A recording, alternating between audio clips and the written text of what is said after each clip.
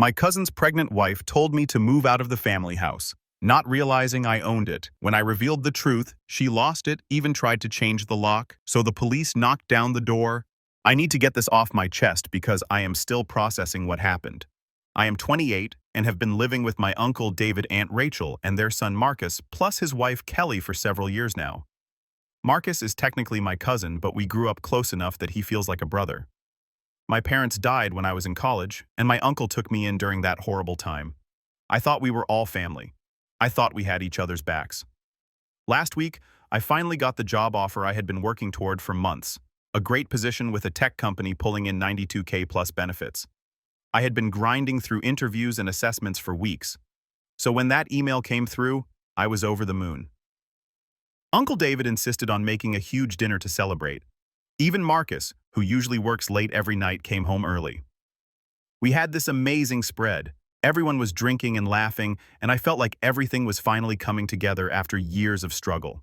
Then Kelly, who had been pretty quiet during dinner, put down her fork and said she had an announcement too. Though looking back now, I realized she had been giving me these odd looks throughout the meal like she was sizing something up. I am pregnant. The room exploded. Marcus literally jumped up from his chair. His face went bright red with joy. Uncle David started crying happy tears. Aunt Rachel was already planning baby showers. It was beautiful. Honestly, Marcus and Kelly had been trying for a while, and I was genuinely thrilled for them. I was already thinking about being the cool uncle, planning what gift I would get for my future niece or nephew. The celebration went on for a bit, everyone talking over each other with excitement. Then Kelly cleared her throat, and the room got quiet. "There is something else I need to address," she said, looking directly at me. Her whole demeanor changed. The shy, happy pregnant woman from 2 seconds ago was gone. Her face went cold, almost hostile. "Now that I am pregnant, Daniel, I think it is time you found your own place." The air left the room. Uncle David and Aunt Rachel froze mid-smiles. Marcus looked confused, like he was not sure he had heard right. I tried to laugh it off. "What do you mean? There is plenty of space here. When the baby comes, I can help out." Kelly's expression did not change. "That is exactly the problem. When the baby comes, we need privacy. We need space for our family." She paused, then added with emphasis, "Our immediate family. You have a job now. You can afford to move out." The way she said immediate family felt like a slap, like I had been downgraded from cousin to tenant. I felt my chest tighten, but I kept my voice calm. "I do not understand. This house is huge. We can rearrange things, set up the nursery. There is more than enough room for everyone." "That is not the point," Kelly snapped. "You are not getting it. I am going to be recovering after birth. I will be breastfeeding, I will be exposed, I will be vulnerable. I cannot have someone outside the immediate family living here during that time." Outside the family. The words hit me hard. I had been living here for 7 years. I had shared holidays, birthdays, late-night talks with everyone in this room. "Kelly," I said carefully, "I am not an outsider. I am family. We can make this work." Kelly was not finished. "When I have the baby, I will be recovering and will not be able to move around or dress properly. It is just not right to have an outsider in the house." I felt like I had been slapped. Outsider. After 7 years of living here, of sharing meals and holidays and late-night conversations, I was an outsider. Suddenly, her expression softened in that calculated way manipulative people do. "Daniel, I am not trying to force you out, but you have been living here for so many years. Do not? You think it is time you moved on?" Seeing my face darken, she continued, "Your parents passed away early. When you were in college and grad school, my in-laws covered all your living expenses. Nowadays, young men are all about independence. It is time you learned some self-respect and started living on your own." The audacity of it. She was lecturing me about self-respect while trying to kick me out of my own house. Uncle David, who had been silent for a long time, finally slammed his hand on the table. "Enough, Kelly. You are way out of line." Marcus quickly stepped in to defend her. "Dad, Kelly is pregnant. Why are you yelling at her? Besides, she is not wrong. Daniel has been here a long time. Maybe it is time for him to get his own place." Something in me broke hearing my cousin, the guy I had grown up with, side with her so easily. But what came next was worse.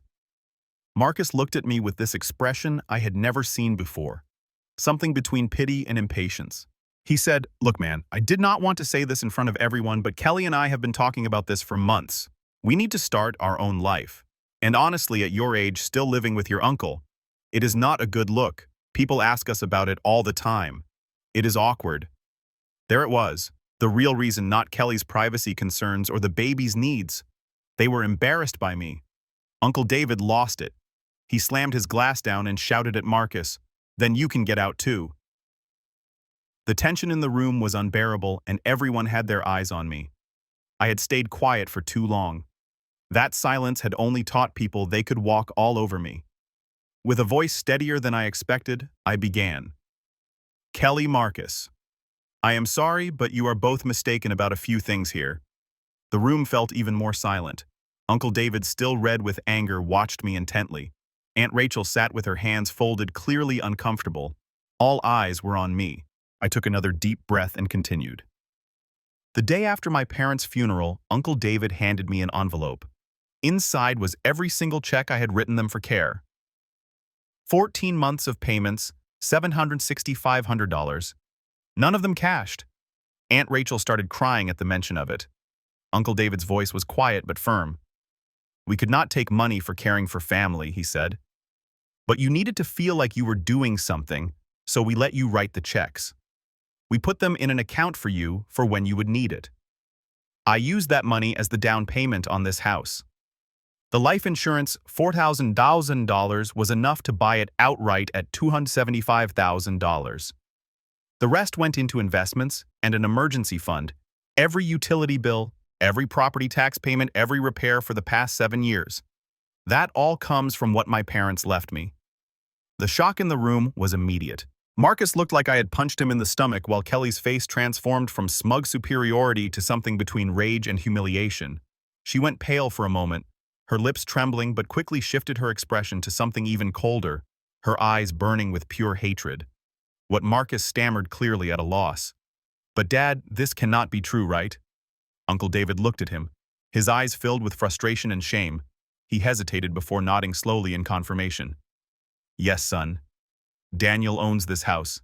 He bought it with his inheritance. He has been taking care of all of us. I thought you knew." Marcus's face went white. "You never told me," he said quietly. "I never made it an issue," I replied. "We are family. I did not think it mattered who paid the bills." Kelly stared at me with a mix of resentment and contempt. Marcus looked completely lost, unsure of where to look or what to say. The night, which had started with celebration, now ended with unbearable tension. Kelly, visibly trying to hold on to what remained of her dignity, stood up from the table without another word, turned, and marched upstairs, her face twisted with anger. Marcus followed after her, still in a daze, but not before giving me a look I could not quite read. Hurt betrayal. I was not sure. I knew this was not the end of it. Update 1. It has been 2 days since my original post, and things have escalated in ways I did not expect. I am still shaking as I write this. The morning after the dinner confrontation, I woke up early. I had barely slept, replaying the conversation over and over in my head. I felt awful. The look on Marcus's face kept haunting me. Kelly's anger I could handle, but seeing my cousin so confused and hurt was eating at me. I decided the best thing to do was give everyone space, let things cool down. I got dressed, grabbed coffee, and left for work without talking to anyone. The house was quiet anyway. I figured we would talk later once emotions were not running so high. Work was brutal. I could not concentrate. I kept checking my phone, half expecting a text from Marcus or my uncle. Nothing came. By the afternoon, I had this nagging feeling in my gut that something was wrong, but I could not put my finger on what. I got home around 6:00 p.m. The first thing I noticed was how silent everything was. No TV sounds, no cooking noises, nothing. The house felt empty in a way that made my skin crawl. Then I tried to open the front door. It did not budge. I thought maybe it was stuck, so I tried again, putting my shoulder into it. Nothing. My key would not even go into the lock properly. That is when my heart started really pounding. I walked around to the back door, also locked, and my key did not work there either. Someone had changed the locks. I stood there in my own backyard trying to process what was happening. Then I heard a window open upstairs. Kelly appeared leaning out with this triumphant, vicious expression on her face. "You are not taking this house from me," she screamed. "You cannot just kick out a pregnant woman. This is my home now." Then she slammed the window shut. I stood there for a moment genuinely stunned. The audacity of it was almost impressive. She had changed the locks on my house, locked me out, and was now acting like she was the victim. I walked back to my car and sat there, phone in hand, staring at my own house. This was Marcus, my cousin, who felt like a brother. We had grown up together, shared holidays inside joke summers at the lake, everything. We had been more like brothers than cousins, and Kelly was carrying their baby, my future niece or nephew. Could I really call the cops on them? I sat there for 20 minutes, debating. Part of me wanted to just wait it out, let things cool down, find some compromise. But another part of me, the part that was tired of being pushed around, kept asking what compromise Kelly had made it crystal clear she wanted me gone. She had committed an actual crime to make that happen. She had changed the locks on property that was not hers, locked out the legal owner, and was now occupying my house illegally. They had already made their choice. They had chosen to see me as an outsider who could be discarded. Now, I had to choose whether to protect myself or keep enabling their behavior. I looked up at my house where Kelly was probably celebrating her victory, probably planning her next move. And I realized something. Being kind does not mean letting people walk all over you. Being family does not mean surrendering your rights. Sometimes love means setting boundaries even when it hurts. I called the police. The dispatcher was professional and calm. "Do you have proof of ownership?" she asked. "Yes," I said. "The house is in my name. I have the deed. I have all the documents." "Officers will be there in about 30 minutes, she told me. I spent those 30 minutes sitting in my car watching my own house like some kind of stalker. Lights were on inside. Shadows moved past windows. Kelly was in there probably thinking she had won, probably already planning which room would be the nursery, imagining her perfect little family in my house without the awkward cousin hanging around. When the police car pulled up, I felt this weird mix of relief and dread. 2 officers got out, both older guys, who looked like they had seen everything twice. "Good evening, sir," one of them said. "You called about a lockout situation." I explained everything as clearly as I could. The family dinner 2 days ago, Kelly's demand that I move out, my revelation about owning the house, coming home to find the locks changed, and Kelly screaming at me from the window that she was not leaving. I showed them the deed on my phone, then the physical copy I kept in my car for exactly this kind of emergency. My lawyer had told me after the dinner confrontation to carry it with me just in case. At the time, I thought she was being paranoid. Now I was grateful. The officers looked at each other, then at the house, then back at me. One of them actually shook his head slightly, like he could not believe what people do to each other. "Let us go talk to her," one said. They walked up to the front door and knocked. Firm, official knocks that echoed through the quiet street. I stayed by my car, heart hammering. Kelly opened the door, and I could see her face change when she saw the uniforms. Surprise, then anger, then this calculated shift to victimhood. One hand went protectively to her stomach in that universal gesture of threatened motherhood. "What is going on?" she asked, her voice suddenly small and vulnerable. "Ma'am, one officer said we need to talk to you about this property." Kelly immediately went into her story. "I am pregnant. My husband and I live here with his family, and now he is trying to throw us out with nowhere to go. I changed the locks for my own safety because he was being threatening after I told him about the baby." The officer held up a hand. "Ma'am, we have seen the ownership documents. This house belongs to him." He gestured to me. "You changed the locks without the owner's permission. That is illegal." Kelly's face went through several emotions at once. Her carefully constructed victim mask started cracking. "This is ridiculous," she said, her voice rising. "I am pregnant. I have a baby on the way. You cannot just throw out a pregnant woman. My husband's family has lived here for years. We all live here together." The officer shook his head, and his voice had that patient but firm quality cops develop after years of dealing with people who think rules do not apply to them. "Your husband does not own this property. This gentleman does, and you have illegally changed the locks, which constitutes unlawful exclusion of the rightful owner. You have 2 options.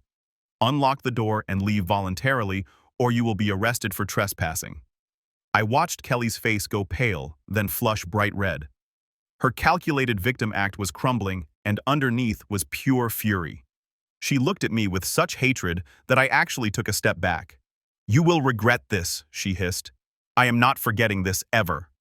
The officer's voice got harder. "Ma'am, I need an answer. Are you leaving voluntarily or not?" Kelly stood there shaking with rage for what felt like forever. Her hands were clenched into fists at her sides. She was breathing hard, and I could see her trying to figure out if there was any move left to make any card left to play. But she had overplayed her hand, and now the house of cards was falling. Then she spun around and stomped upstairs. I could hear her banging around, throwing things, slamming drawers. The officers and I waited in awkward silence. About 10 minutes later, she came down with a suitcase. Marcus trailing behind her, looking absolutely wrecked.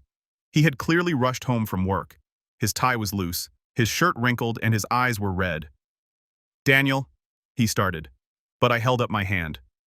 "Not now," I said. Kelly pushed past everyone without looking at me, dragging her suitcase to their car with jerky, angry movements.